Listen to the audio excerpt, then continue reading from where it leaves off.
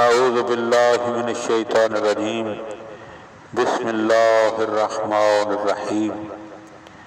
مولا کائنات حضرت امیر المومنین علی ابن ابی طالب علیہ السلام کے مجموعہ کلام نہج البلاغہ کے تیسرے باب کا 387 نمبر فرمان۔ وقال علیہ السلام، آپ علیہ السلام نے ارشاد فرمایا، ما خیر بخیر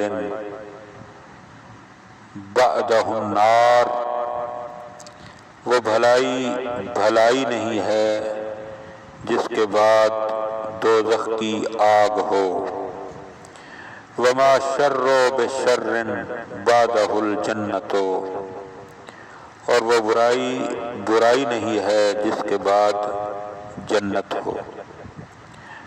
وَكُلُّ نَعِيمٍ دُونَ الْجَنَّةِ فَهُوَ مَقْهُورٌ،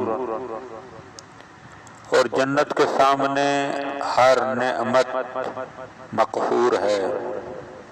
وَكُلُّ بَلَاءٍ دُونَ النَّارِ عَافِيَةٌ، اور دوزخ کے مقابلے میں ہر مصیبت جو ہے وہ راحت ہے، وہ عافیت ہے۔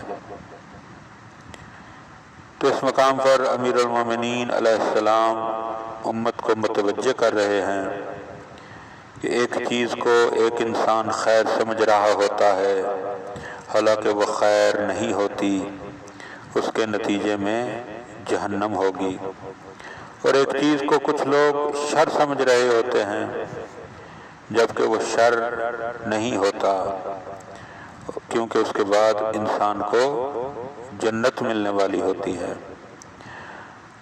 اور پھر فرمایا کہ ہر نعمت حقیر ہے جنت کے سامنے، اور ہر مصیبت و تکلیف عافیت ہے جہنم کے مقابلے میں۔ لہذا انسان کو اپنے امور سوچ سمجھ کر، دنیا داری کے حوالے سے نہیں کہ فلاں نے یہ کہا تو میں یہ کروں، فلاں کہہ رہا ہے تو میں یہ کروں، بلکہ مرکز علمی کی طرف متوجہ ہو کر ہر لحاظ سے، یعنی جو بھی کام کرنا ہے وہ اس کام کے ماہر کے مشورے سے کرنا ہے۔ دنیا داری کے لحاظ سے بھی ماہر سے مشورہ لینا پڑے گا، صحت کے حوالے سے بھی ماہرین کی طرف رجوع کرنا پڑے گا، اور دین کے حوالے سے بھی دین کے ماہرین سے مشورہ کرنے کے بعد وہ جس چیز کو بہتر بتائیں یقیناً وہی بہتر ہوگی، اور اس کے بعد جو وہ چیز کو جس کو شر بتائیں وہی شر ہوگا۔